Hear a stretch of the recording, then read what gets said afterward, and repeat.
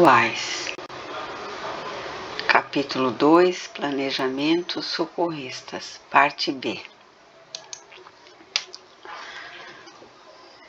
Quando nos retiramos do imenso auditório, as estrelas cintilantes pareciam dialogar umas com as outras em face das emissões de argêntea luz.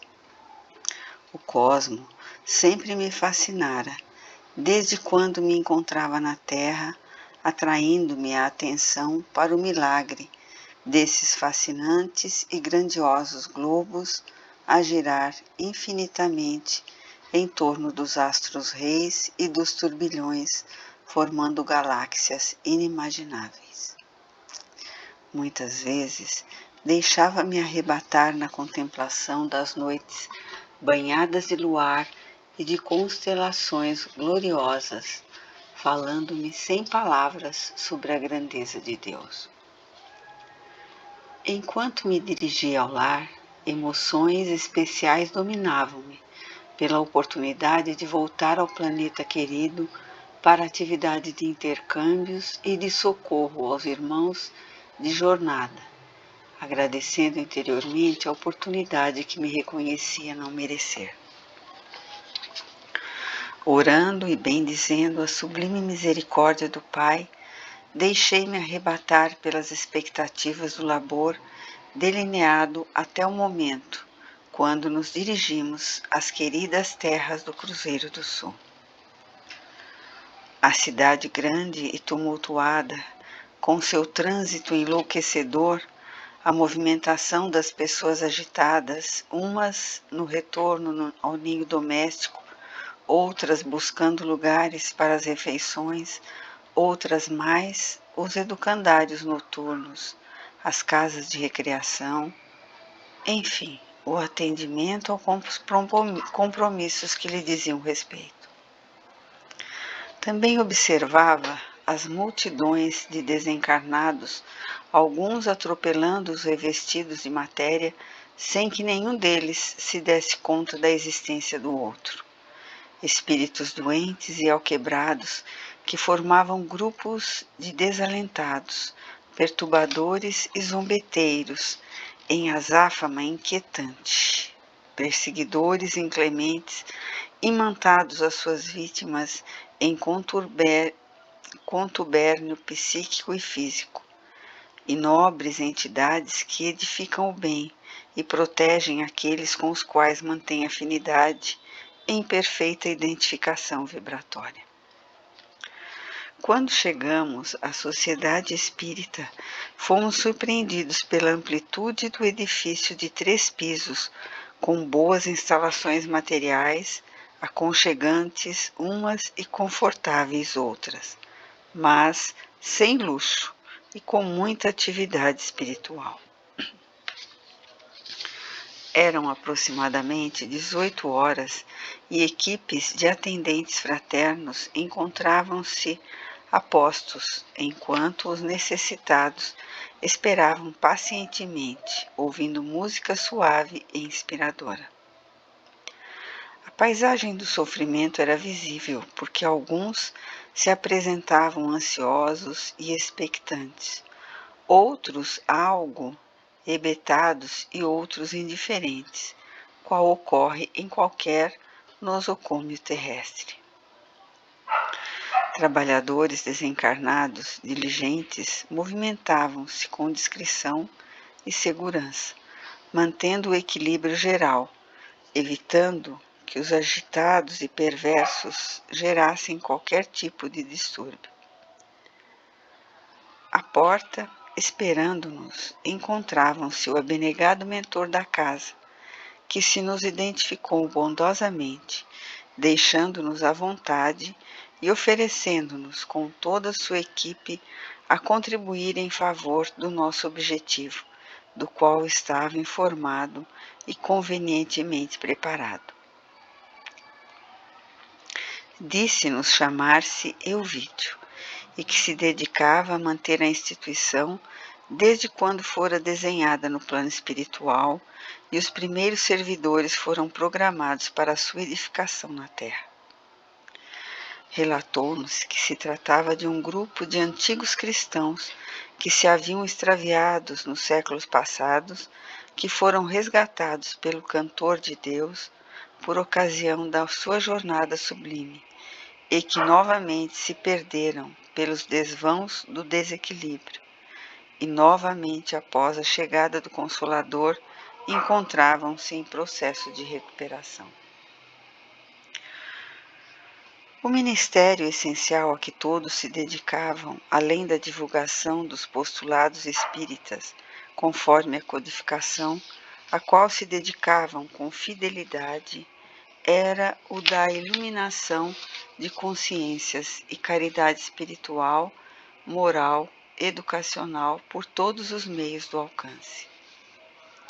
As suas reuniões estavam sempre assinaladas pelas propostas de superação dos vícios e das paixões inferiores, firmando-se propósitos de comportamento saudável, de convivência social edificante e, ao mesmo tempo, de evangelização das mentes infanto-juvenis, preparando as gerações novas para os enfrentamentos do futuro.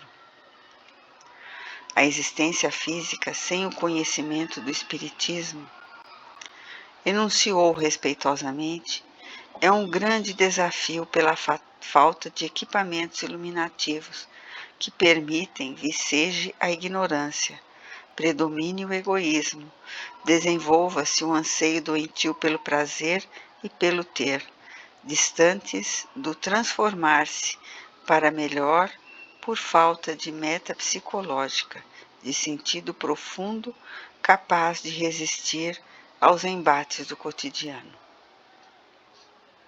As multidões aturdidas que se entredevoram na competitividade doentia, na animosidade contínua, no desinteresse pelo ser espiritual, que resultam, invariavelmente, do desconhecimento e desvinculação com o programa da imortalidade e a visão clara da transitoriedade carnal. Ansiosas por aproveitar o breve tempo da organização física, entregam-se a todos os conflitos que conduzem no íntimo e, simultaneamente, à volúpia do desfrutar sem responsabilidade, nem certeza de que o sentido da vida material é mais grandioso, merecendo sacrifícios e lutas, em vez da insanidade do apenas fruir enquanto se pode. Amável conduziu-nos à sala especial no segundo piso, onde nos hospedaríamos, pois que já estava equipada de alguns aparelhos que nos poderiam ser úteis durante o período em que ali permanecêssemos. Camas asseadas e móveis bem distribuídos haviam sido providenciados no espaço, incluindo pequena área onde poderíamos reunir-nos para discussões dos labores. Explicou-nos que logo mais, às 20 horas, haveria reunião doutrinária, onde seria ouvido jovem expositor que vinha atraindo expressivo número de interessados pela mensagem de que era portador. Deixamo-nos à vontade. Foi atender aos deveres que lhe diziam respeito. Aguardamos o momento da reunião e, na hora determinada, adentramo-nos na sala repleta de interessados no estudo da noite. Pudemos observar que os presentes mantinham-se em clima de harmonia, conservando o relativo silêncio que se pode esperar de um grande número de pessoas, nem todas possuidoras do discernimento que ensina a comportar-se em reuniões desse gênero. Espíritos amigos e benfeitores de muitos dos presentes encontravam-se joviais e atentos, ao lado dos seus beneficiários, assim como muitos desencarnados em aflição com as marcas lamentáveis do processo morte não concluído, ainda apegados às reminiscências da matéria e transmitindo desagradáveis sensações àqueles com os quais se encontravam em sintonia, assim como alguns inimigos ferozes que se agitavam e deploravam não poder agredir as suas vítimas. Era um espetáculo merecedor de cuidados e os vigilantes encarregados de manter a ordem cuidavam com especial desvelo. Uma suave melodia convidava à meditação, embora algumas pessoas inquietas que não conseguiam harmonizar-se. Foi composta a mesa dos trabalhos pelo presidente da instituição e mais 2 convidados, um dos quais era o jovem orador anteriormente mencionado. Foi proferida a prece de abertura, tecidas ligeiras considerações em torno do objetivo da reunião e apresentados alguns avisos, sendo a palavra transferida para o seu responsável. Levantou-se um jovem de aproximados 25 anos, bem aprumado e concentrado, demonstrando responsabilidade sem afetação, simplicidade sem impostura. E depois de proferir a saudação ensinada por Jesus a respeito da paz que deve estar presente em todo lugar, começou a falar sobre a missão do Espiritismo na Terra.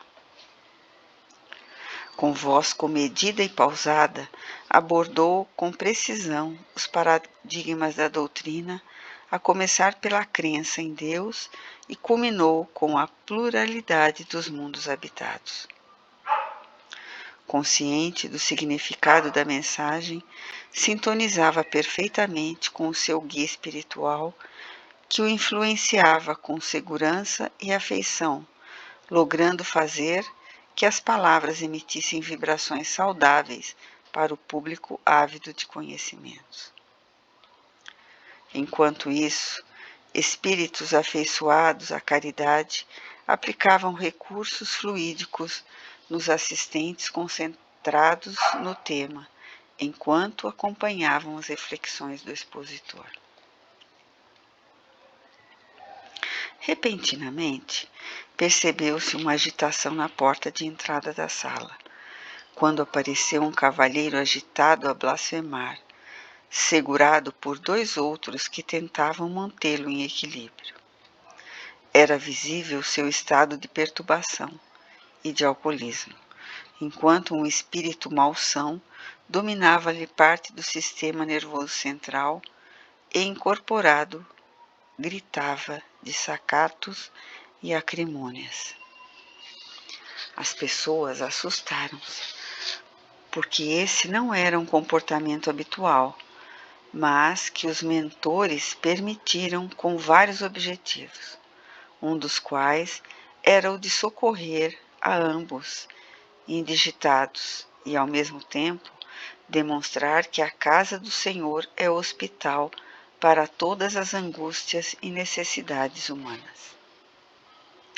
O expositor não se perturbou e solicitou que todos se voltassem para ele, porquanto os responsáveis pela sociedade tomariam as providências compatíveis, de alguma forma, asserenando os mais inquietos, que também se agitaram e passaram a sintonizar com o desordeiro espiritual.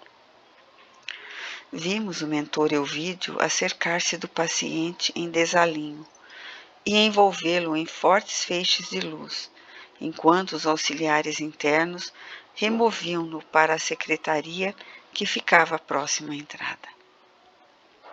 Nesse comenos, Dr. Bezerra convidou-nos, com um gesto discreto, a seguirmos ao local em que se dava a ocorrência. E quando chegamos, solicitou o nosso Germano que aplicasse energias magnéticas, de forma a deslindar o psiquismo agressor dos centros de forças, chakras, coronário e cerebral da sua vítima, o que foi conseguido em breves momentos de ação benéfica. Livre da injunção constritora, o paciente pareceu ser acometido por um vágado, mas amparado fisicamente como se encontrava, logo depois abriu os olhos e, estremunhado, procurou recompor-se, embora permanecessem os efeitos do álcool no seu organismo. 2 enfermeiros do núcleo removeram o desencarnado para outro recinto, dedicado às atividades mediúnicas, mobilizado pelas energias que o submeteram. Embora continuasse furioso, enunciando palavras chulas e verbetes desconexos, frutos da loucura que o tomava. O nosso mentor logo nos explicou a meia voz que se tratava de uma das entidades pertencentes aos agressores vinculados ao grupo Anticristo. Sem haver se permitido perturbar, o moço afeiçoado ao Evangelho utilizou-se do incidente para abordar o paradigma a respeito das comunicações espirituais, explicando que tal vida, tal morte, e cada qual desperta além da cortina de matéria, conforme a conduta que manteve durante a viagem corporal. Explicou o fenômeno com naturalidade. Demonstrou que as interferências espirituais ocorrem dentro de faixas próprias de vibrações mentais e morais, conclamando os ouvintes à mudança de comportamento e à vigilância, porque muitos males que a todos afligem têm suas raízes no mais além, onde se cruzam as ondas dos pensamentos, que produzem sintonias por equivalência de onda. Teve o cuidado de esclarecer que todo aquele que se entrega ao dever e ao bem, experimenta o divino amparo, e que ocorrência daquela natureza era permitida na instituição com o objetivo de demonstrar que os dons espirituais, a mediunidade, são inerentes a todos os indivíduos, mais punjante nuns do que noutros, como é compreensível. Em referência àquele fenômeno, o mesmo teria ocorrido com permissão dos guias espirituais, a fim de advertir os desavisados e confirmar a realidade das comunicações ao mesmo tempo. O mistério da caridade socorrista a ambos enfermos, o encarnado e o seu adversário. Transcorridos 50 minutos, encerrou a bela e coerente palestra com uma peroração ao Senhor e agradeceu as bênçãos de que todos foram objetos. A seguir, a reunião foi encerrada.